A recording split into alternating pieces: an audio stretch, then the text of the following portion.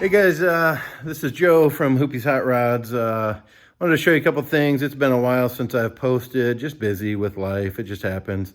One of the things I'm going to try to do coming up this year is just showing like one bite at a time videos. You know, a lot of times we feel like we just don't have enough time to work on our projects, and I think it's good for us to maybe just try to take a chunk at a time. If you got a half hour, get out, do a little bit of work. If you got an hour, it's surprising how that adds up.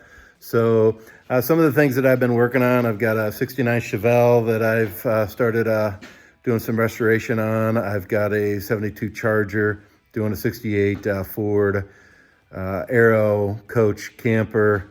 Got a the Prius truck, the 46, I'm going to throw a bet on that. The Carmagia, Prius-powered Carmagia, I got a lot of work to do to finish that up.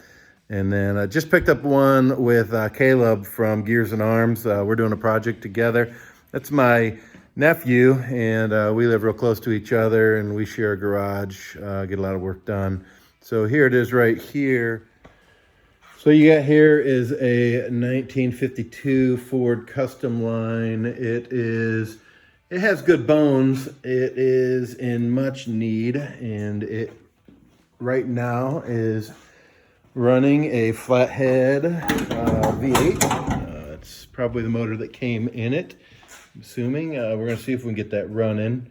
But that motor will not stay in it long. We're going to be running a Crown Vic frame swap. Got a lot of cutting and hacking to do. We are going to have power steering and power brakes, disc brakes, four-wheel disc brakes, air conditioning, nice modern components under a nice looking body style. It's not super spectacular, but you know what? I just like building odd stuff. So this is it right here, one of the projects. But I also wanted to show you guys something else that we're dealing with. So this 72 Charger, I picked it up, actually traded off a 1950 Chrysler that I had for it. I was not interested in the 50 Chrysler, just not my cup of tea. It was like a businessman's car, a banker's car. It ran. It was a good vehicle, good starter for somebody to take it to a cruise, something like that, family. But I picked up this 72 Charger. Again, it's not really my favorite, but they're interesting. Hadn't had one yet, so I grabbed it. Had a 440 in it. The 440 that was in it was out of a 72 New Yorker. Originally it was a 318 car. Had a feeling that the engine was stuck, wasn't 100% sure, didn't really affect whether I was going to trade. So this is what I discovered. When I pulled the plugs out, we started seeing water coming out of the plugs. And then I decided to pull the motor, see if there was any way I could salvage what we were dealing with. And I don't think there's any salvaging this block. So here it is right here. As you can see, we've got lots and lots of nasty down inside these. I was able to get two of the pistons out. Believe it or not, this is the good side. Oil pump. So if you look down in the valley here, just crust and rust and all that. And then you get over here and it gets really nightmarish. Yeah, look at that. That is just horrible. And that's just the thing that you run into when you got a stuck motor and you know it's stuck, but I've got other options and I knew that I did, so it wasn't that exciting of a motor anyway. 72 440, not that big of a deal. So I got myself a big block 400, which been later in the 70s when they made those. So this is the motor that I got. Now again, I know that it's one of them things to where when you are diving into an engine, you don't know what you got until you start tearing it apart. And so this is what I have discovered with this beautiful motor. I got it for free, so it's not that I'm out anything, but again, you get what you get. You don't throw a fit, right? So I got this 400 sitting on the stand. Thought I'd tear it down, see what I was dealing with, get a good look at it. It actually had oil in the crankcase. The other one had water in the crankcase. And so then I got to this point. This engine is stuck as well. It's been sitting under a guy's bench for 25 years. But when I got to the valley pan, I lifted that off. Isn't that beautiful? Look at that. It was a nice little home.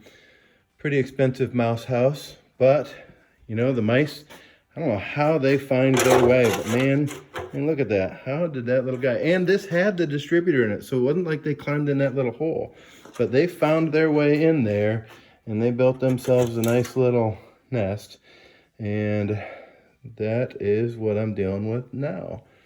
So all that to say, you know, this is an adventure. You know, you can't get upset about anything. Especially when you get it for free. You know, it's one of them things to where it's like, hey, I got it. Discovered what I had. And that motor might be salvageable. I'll pull it apart, clean it up, pull the heads off, maybe get it unstuck, see what cylinders look like. It might need a little work. It might not be worth the work. We'll see. There's always something that comes around the corner that might be more interesting. And some of you know me, I'm not afraid to put other stuff in other cars just because, you know what, why not have fun? You know, we see guys sticking all kinds of stuff in other stuff, and sometimes they do it because they are just curious like me. Sometimes they do it because they love an LS or they love a small block Chevy. We're all in this trying to just enjoy what it is that we are all interested in, and that is the cars. I really don't turn my nose up at much, you know, whether it's a tuner or off-road, you know, old muscle cars, British stuff. It's, you know, cars and coffee stuff, cruise stuff. It's all cool. It's all got a place in the car world, and we're all in it because we just have a passion for these old vehicles. So keep building your stuff, get out there, work 15 minutes, work 20 minutes, work an hour, you know, get a little further down the road. Don't let that project just sit forever. Make it happen. I'm going to start posting these little bits and pieces, just kind of a one bite at a time videos, and just show that we can make progress when we just do a little bit here and there. So take it easy. Subscribe if you want to. I'll put a post in for Gears and Arms, and hopefully you guys can follow Caleb over there on Gears and Arms. He's got a really cool 66 Ford truck Crown Vic swap that he did. He got that truck back when he was 17. It was a family truck out of Tennessee, and lowered it back when he was a young teenager. Had a great truck for a lot of years, and then decided, you know, here he's, I don't know how old he is now, but he's wanting to do something different and decided to do this Crown Vic swap. Loves the drivability of the truck, the comfort, and check that out. Check his build out. He's got a lot of good posts on his YouTube channel, and hope you enjoy what it is that he's doing over there too. Other than that, man, have a good night. We'll talk to you next time I post a video. Peace out.